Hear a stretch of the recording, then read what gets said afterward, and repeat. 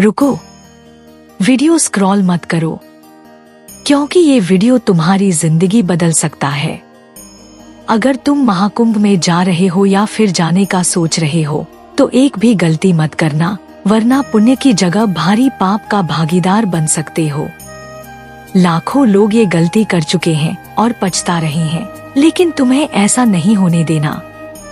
इसलिए अभी इस वीडियो को लाइक कर दो, चैनल को सब्सक्राइब कर लो, क्योंकि आगे आने वाली जानकारी तुम्हारे लिए बहुत जरूरी है।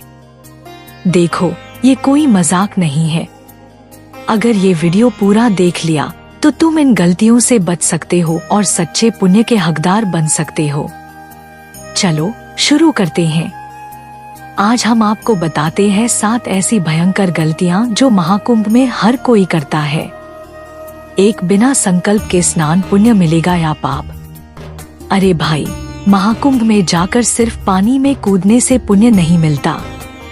स्नान से पहले संकल्प लेना जरूरी होता है। अगर तुमने संकल्प नहीं लिया तो समझ लो कि बस नहा कर आ गए हो, लेकिन पुण्य का कोई लाभ नहीं मिलेगा। 2, गलत दिन और समय पर स्नान, पुण्य की जगह पाप। क्या तुम जानते हो कि कुछ खास योग और समय पर गंगा स्नान करना अशुभ होता है? कई लोग बिना सही मुहूर्त देखे ही पानी में कूद पड़ते हैं, लेकिन अगर तुम्हारा समय गलत हुआ तो तुम्हें पुण्य की जगह दोष मिल सकता है। ध्यान रखना, महाकुंभ का स्नान कोई आम नहाना नहीं, बल्कि एक दिव्य प्रक्रिया होती है। 3, गंगा जल को गंदा करना, पुण्य की जगह पाप लिख लो। महाकुंभ में लाखों लोग आते हैं और कई लोग वही गलती कर बैठते हैं, साबुन, तेल और शैम्पू लगाकर गंगा में नहाना। अरे भाई, ये कोई स्विमिंग पूल नहीं, बल्कि देवी गंगा का पवित्र जल है। इसे गंदा करने का मतलब है खुद अपने पुण्य को मिट्टी में मिलाना। अगर गंगा में स्नान करना है तो पवित्र मन और शरीर से करो। 4, जूते चप्पल पहनकर घाट पर जाना, भारी अपशगुन।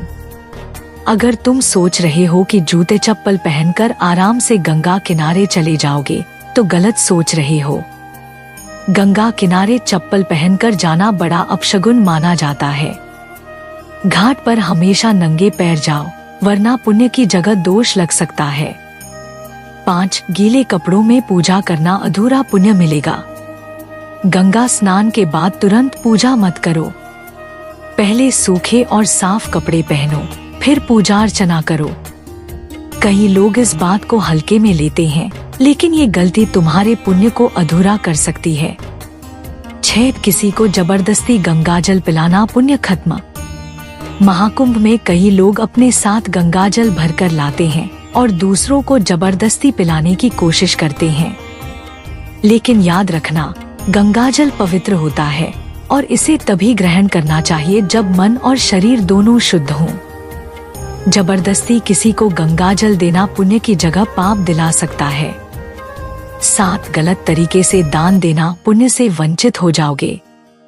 महाकुंभ में दान करने का बहुत बड़ा महत्व है, लेकिन अगर दान सही तरीके से नहीं किया तो पुण्य की जगह दोष लग सकता है। दान हमेशा श्रद्धा से करें, दिखावे के लिए नहीं। हिंदू धर्म में पूर्णिमा तिथि का विशेष महत्व है। यह तिथि भगवान विष्णु, माँ लक्ष्मी और चंद्र देव को समर्पित होती है। इस दिन लोग व्रत रखते हैं और विशेष पूजा अर्चना करते हैं। माँ पूर्णिमा, जो कि खासकर पवित्र और पुण्यदायिनी मानी जाती है, इस दिन विशेष रूप से गंगा स्नान और दान पुण्य करने का महत्व है। माना जाता है कि इस दिन गंगा में स्नान करने से जीवन में सुख, शांति और पापों का नाश होता है। यदि आप इस दिन नहाने की योजना बना रहे हैं तो आपको नदी में स्नान करने के अवसर अगर ना भी मिले तो घर पर भी कुछ विशेष चीजों को पानी में मिलाकर स्नान किया जा सकता है, अर्थात उतना ही पुण्य आपको वहाँ भी मिलेगा। तो आइए जानते हैं कि यह विशेष चीजें हैं क्या जिन्हें माघ पूर्णिमा के दिन स्नान के पानी में डालकर नहाना अत्यंत शुभ और लाभकारी माना गया है। गंगाजल और दूध से स्नान। जी हाँ, माघ पूर्णिमा के दिन यदि आप गंगा स्नान के लिए नहीं जा पा रहे हैं तो घर पर भी गंगाजल और दूध मिलाकर स्नान किया जा सकता है। गंगाजल का महत्व तो हर कोई जानता ही है और इससे शुद्धि और पुण्य के प्रतीक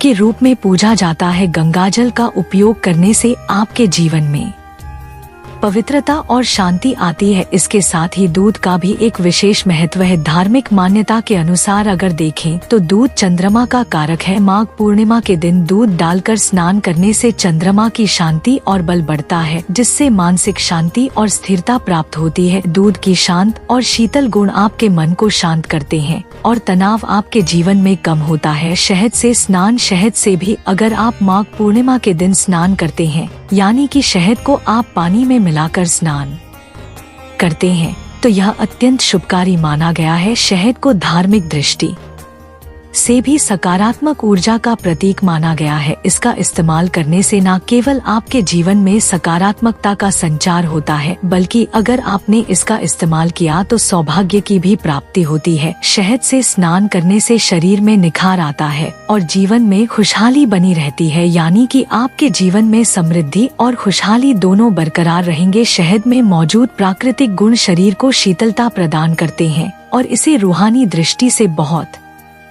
लाभकारी माना गया है। ब्रह्मा मुहूर्त में स्नान माघ पूर्णिमा के दिन अपने आप में इसकी शक्तियों को और ज्यादा बढ़ाता है। माघ पूर्णिमा के दिन ब्रह्मा मुहूर्त में स्नान करना सबसे बेहतर और अच्छा माना गया है। ब्रह्मा मुहूर्त यानी सूर्योदय से पहले का समय, जो विशेष रूप से शांति और पुण्य के लिए अनुकूल माना जाता है। इस समय स्नान करने से शरीर, मन और आत्मा सभी को विशुद्ध रूप से शांत, सुख और समृद्धि के साथ जोड़ा गया है। विशेष फल की प्राप्ति इसके हासिल की जाती है। गंगा स्नान का महत्व क्या है, अब यह भी जान लीजिए। अगर आप माघ पूर्णिमा के दिन गंगा नदी में स्नान करने का अवसर पाते हैं, तो यह आपको सभी पापों से मुक्ति दिलाने और मोक्ष की प्राप्ति के लिए अत्यंत लाभकारी माना गया है। धार्मिक मान्यता के अनुसार गंगा में स्नान करने से सभी पापों का नाश होता है और जीवन में शांति, सुख और समृद्धि का संचार। माघ पूर्णिमा का दिन सिर्फ एक धार्मिक दिन ही नहीं है, बल्कि आध्यात्मिक शांति और सकारात्मक ऊर्जा का दिन भी है। यदि आप इस दिन स्नान करने का प्लान कर रहे हैं, मन बना रहे हैं,